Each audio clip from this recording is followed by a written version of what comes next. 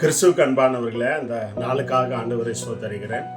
உங்கள் மத்தியிலே பேசும்படியாக ஆண்டு கொடுத்த கிருபைக்காக தயவுக்காக சோதரிக்கிறேன். சங்கீதம் 20ஆம் அதிகாரம் 4ஆம் வசனத்தில் இது சொல்லுகிறது, உன் மன விருப்பத்தின்படி தந்தொருளி உன் ஆலோசனை எல்லாம் நிறைவாக்குவார்னு சொல்லி. தேவ பிள்ளைகளே, மன விருப்பம் நமக்கு என்ன மன விருப்பம்? ஆதியாகமும் 37ஆம் அதிகாரத்தில் அங்கே பார்க்கிற 2ஆம் வசனத்தில் யோசேப்பு தரிசனங்களை கண்டு யோசேப்போடு கர்த்தர் இருந்தான்னு வேதத்தில் பார்க்குறோம். அப்போ யோசேப்பினுடைய வாழ்க்கையில் என்னன்னா, பரிசுத்தமான ஜீவித வாழ்க்கையை வாழணும், தேவனுக்கு பிரியமாக காரியங்களை செய்யணும் அப்படிங்கிற அவனுடைய விருப்பம், அவனுடைய மன விருப்பம். அதான் அவனுக்கு யாக்கோபுக்கு 12 பிள்ளைகளையும் தன் சகோதரர்கள் செய்யும் பாவத்தை எல்லாம் தாய் தப்பனிடத்துல சொல்லி வந்தான்னு வேதத்தில் பார்க்குறோம். அப்புறம் என்ன அந்த 12லையும் ஒன்று தான் பரிசுத்தமாக வாழ்ந்தது. இந்த வார்த்தையை கேட்டுக்கொண்டு இருக்கிற சகோதரனே சகோதரியே பாருங்க, உலகத்துல அந்த 3000 வருஷத்துக்கு முன்பாக அந்த 12ல் ஒன்று தான் பரிசுத்தமா வாழ்ந்தது. அதுக்கு இன்னைக்கு எத்தனை பேர் 12ல் 100ல் 1 இல்லை 1000ல் 1 இருக்காங்களாங்க தெரியல. அப்ப இந்த யோசேப்பினுடைய மன விருப்பம், தேவ பிள்ளைகளே, நாம தேவனுடைய பிள்ளைகள் தேவனுடைய மன விருப்பத்தின்படி தான் வாழணும் அப்படிங்கிற அவர் கண்டிருந்தார். அதனாலதான் ஆண்டவர் அவருக்கு தரிசனம் கொடுத்திருந்தார், சொப்பனங்களை கொடுத்திருந்தார். கிட்டத்தட்ட அது நிமித்தம் அநேக பாடு உபத்திரம். ஆனா அவன் தேவனுடைய மன விருப்பத்தின்படி தான் நடக்க ஆசைப்பட்டான். தேவ பிள்ளைகளே, அதனாலதான் ஆண்டவர் 13 வருஷம் கழித்து அவனை என்ன பண்ணினார்? உயர்த்தினார் தேசத்துல என்று பார்க்கிறோம். தேவ பிள்ளைகளே, பாடு உபத்திரம் தான். ஆனா உங்களுடைய வாழ்க்கையில நீங்க பரிசுத்தமாக வாழும் பொழுது தேவ பிள்ளைகளே, உங்களுடைய மன விருப்பத்தை ஆண்டவர் நிறைவாக்குவா. ஏற்ற வேலையில அவனை பாருங்க தேவ பிள்ளைகளே, அங்க ஏற்ற வேலையில அவனை அந்த எகிப்து தேசத்துக்கு அதிபதியாக மாற்றுகிறார். இந்த வார்த்தை கேட்டுக்கொண்டு இருக்கிற வாலிப சகோதரனே சகோதரியே, உன்னுடைய வாழ்க்கையில நீ எப்படி வாழ்ந்து கொண்டு இருக்கிறாய்? உன் குடும்பம் எப்படி வாழுது அப்படிங்கிறது பெருசு இல்ல, நீ எப்படி வாழ்ந்து கொண்டு இருக்கிறாய்? ஒரு சகோதர மத்தியில எப்படி வாழ்ந்து கொண்டு இருக்கிறாய்? அதை நீ யோசித்துப்பா. அந்த 12 பேர்ல அது ஒருத்தன் அவன் பரிசுத்தமாக வாழ்ந்தான்.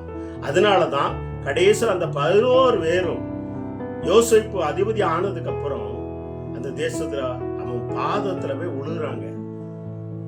வேதத்துல நமக்கு தெளிவாக சொல்லி இருக்கிறது.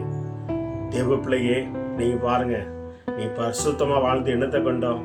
அவன் அண்ணன் தம்பி எல்லாம் பொய் சொல்றவன், திருடுறவன். அவன் அண்ணன் தம்பி எல்லாம் பொய் சொல்றான், திருடுறான், சொந்த ஆட்டையே வித்துட்டு களவு போயிட்டு எல்லாம் சொன்னாங்க.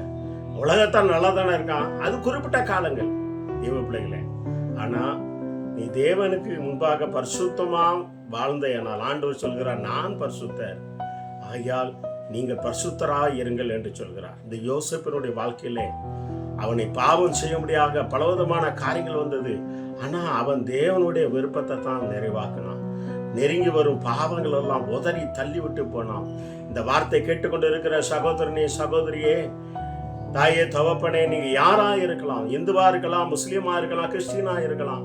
ஆனா நீ பரிசுத்தமா வாழணும்னு நீ நினைத்த ஏனால் ஆண்டவர் உனக்கு உதவிச்சுவார். ஆண்டவர் சொல்ல, நான் பரிசுத்தர், ஆகியால் நீங்கள் பரிசுத்தமா வாழுங்க அப்படிங்கிறார். ஒரு குடும்பத்துல 12 பேர்ல ஒருத்தன் தான் பரிசுத்தமா வாழுகிறான். அதனாலதான் அந்த தேசத்துல குறிப்பிட்ட நாட்களில அவன் அண்ணன் தம்பியிலே அவனை உயர்த்தி அந்த குடும்பத்தை பராமரிக்க அளவுக்கு அவன் அந்த தேசத்துக்கு அதிபதியாக மாற்றினான். நான் பரிசுத்தமா வாழ்ந்த என்னன்னு நினைக்கிறீங்களா தேவ பிள்ளைகளே? இன்னைக்கும் நீங்க பரிசுத்தமா வாழும் பொழுது தேவ பிள்ளைகளே, உங்களுடைய மன விருப்பத்தை தேவன் நிறைவாக்குவா. தேவ பிள்ளை எதையும் நீ பார்க்காங்க. ஆண்டு சொல்ல, மன விருப்பத்தின்படி தந்துருளி உன் ஆலோசனை நான் நிறைவாக்குவேன். நீ முதல்ல பரிசுத்தமா வாழணும்னு சொல்லி உன் மன விருப்பத்தை நிறைவாக்கியானால் உன் வாழ்க்கை செழிப்பாகும். கண்களை மூடி ஜெபம் செய்வோமா? நல்ல ஆண்டவரே, எமக்கு கோடி சோத்திரனப்பா, இந்த வார்த்தைக்காக சோத்திரனப்பா. அப்பா மன விருப்பத்தின்படி தந்துள்ள ஆலோசனை நிறைவாக்குற தேவனே, நாங்கள் பரிசுத்தமாக வாழும் சொல்லி மன விருப்பம் தெரிவிக்கும் பொழுது அநேக பாடு உபத்திரத்தல் மத்தியிலும் அந்த யோசேப்பை உயர்த்தி அவனை ஆசீர்வதித்தது போல எங்களை உயர்த்தி நீ வழிநடத்தி ஆசீர்வதிக்கிற தேவனையும் சோத்திரம். இந்த வார்த்தை கேட்டுக்கொண்டிருக்கிற ஒவ்வொரு மேலும் வல்லமை கடந்து வரட்டும். நீங்க பேசுங்க, நாம மகிமைப்படட்டும்பா. இயேசுவின் நாமத்தாலே ஜெயம் எடுக்கிறோம் நல்ல தந்தையே. ஆமென், ஆமென். God bless you. கலங்காதுங்க, தைரியமா இருங்க. யோசேப்பை போல வாழ்க. உங்களுடைய மன விருப்பத்தை தேவன் நிறைவாக்குவார். ஆமென், ஆமென்.